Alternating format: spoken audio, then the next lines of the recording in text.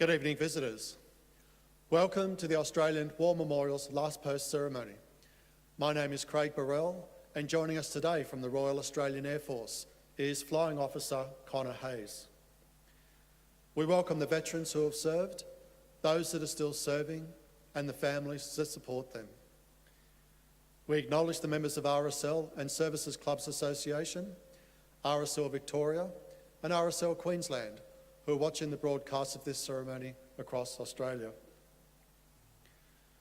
During this evening's ceremony, wreaths will be laid at the base of the Pool of Reflection by visitors and students on behalf of the following schools. From Queensland, Gavin State School. From New South Wales, Taree Christian Community School and Dundas Public School.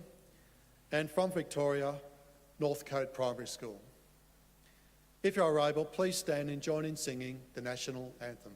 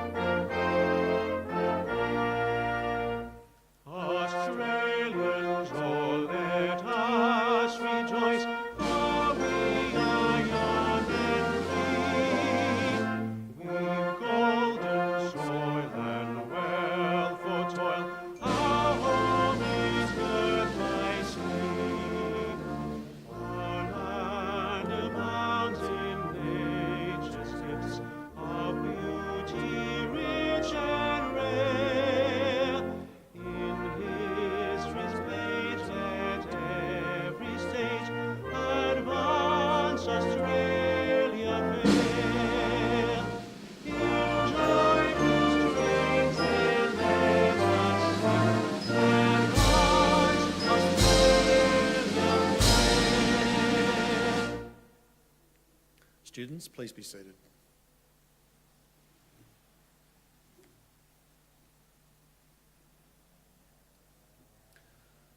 The Australian War Memorial was the vision of Charles Bean, Australia's First World War official historian. Bean landed with the Australian troops on Gallipoli and stayed with them at the front through to the end of the war. The idea of this national memorial and museum came to him at Pozières, France, in the depths of the bloody fighting of 1916. Bean's idea was that this would be a place where families and friends could mourn their loved ones buried in faraway places. It would also be a place that could help all Australians understand what these men and women had endured and what they had done for us. Bean's vision, to which we remain true, is best expressed as inscribed in the entrance to the memorial's galleries. Here is their spirit, in the hearts of the land they loved, and here we guard the record which they themselves made. Tonight, we will read the story behind just one of those on the Roll of Honour, which lists the names of more than 102,000 men and women who have given their lives for us in war and operations for more than a century. But first, we present a lament, Flowers of the Forest. Wreaths or floral tributes will now be laid at the base of the Pool of Reflection.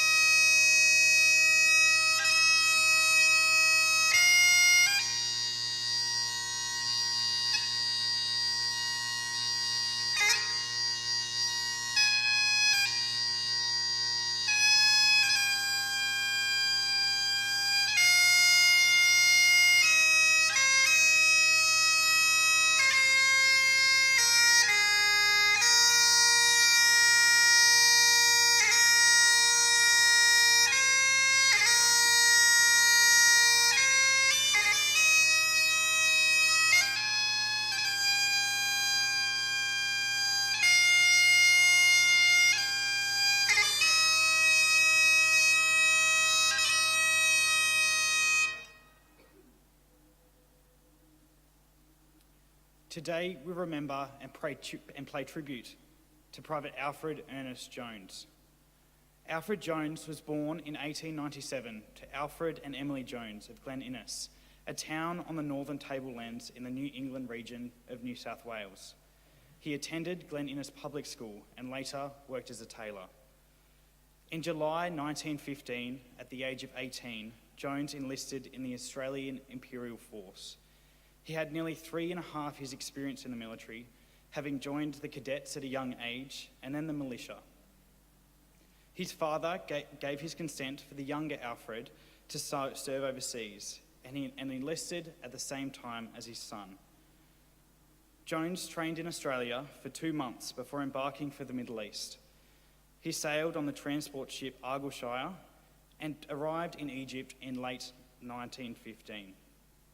There, he trained in the Australian Army camps and joined his unit, the 18th Australian Infantry Battalion. Towards the end of March 1916, the Australian infantry in Egypt sailed to Marseille to join the fighting on the Western Front.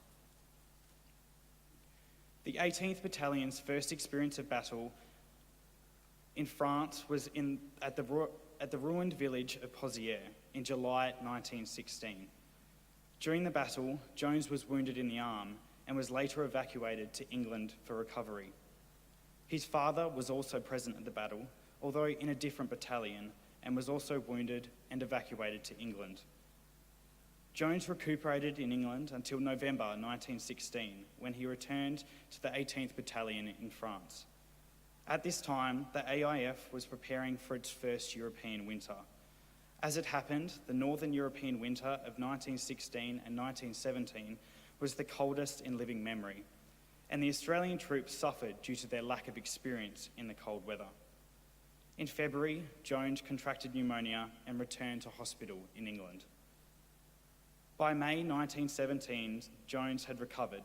He spent the remainder of the year in England, training and working at the army camps on the Salisbury Plain. In early March 1918, he returned to France and was reunited with his battalion. With another winter over and the ground hardening, the fighting on the Western Front was about to become mobile after years of stagnation. In March 1918, the German army launched what would be its final major assault of the war, which became known as the German Spring Offensive. A key objective for the German forces in this attack was to capture the rail city of Amiens and split the British forces from the north from their French allies in the south.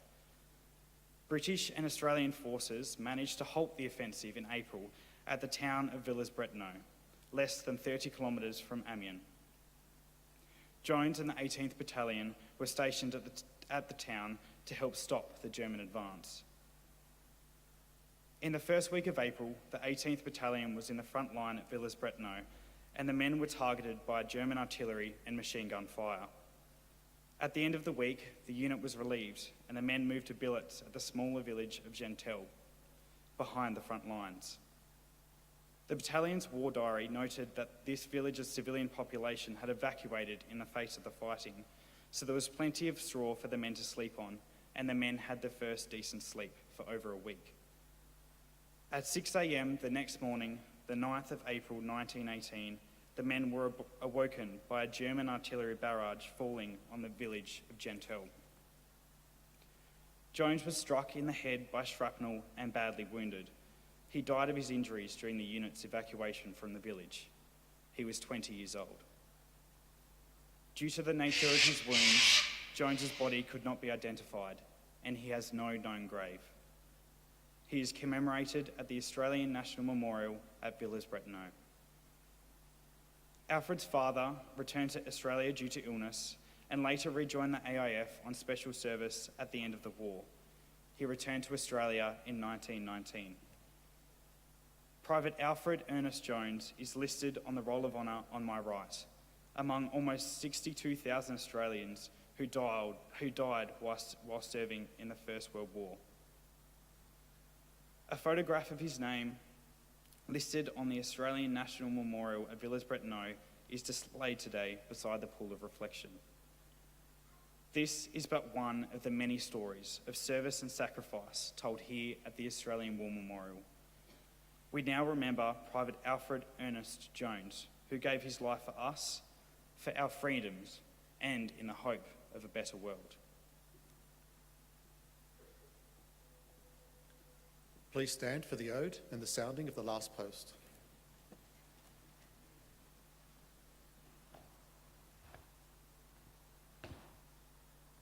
They shall grow not old, as we that are left grow old. Age shall not weary them, nor the years condemn. At the going down of the sun, and in the morning, we will remember them.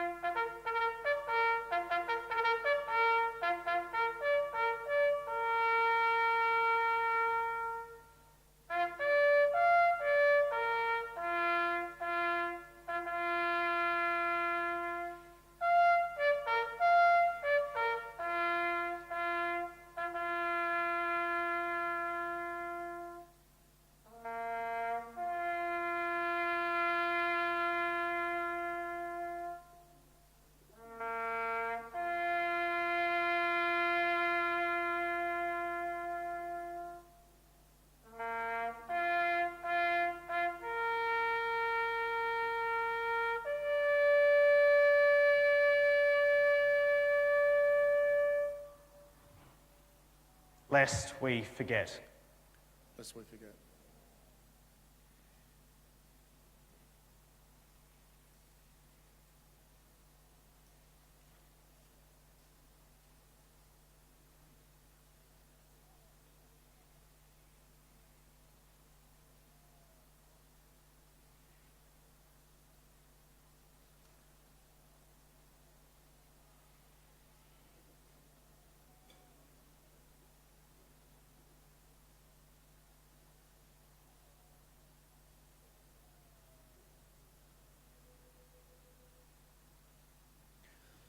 We leave you this evening with the words of the memorial's founder, Charles Bean. Many man lying out there at Poziere or in the low scrub at Gallipoli, with his poor, tired senses barely working through the fever of his brain, has thought in his last moments, well, it's over. But in Australia, they will be proud of this. Ladies and gentlemen, girls and boys, that concludes the last post ceremony. We thank you for visiting the Australian War Memorial, and we wish you all a very good evening.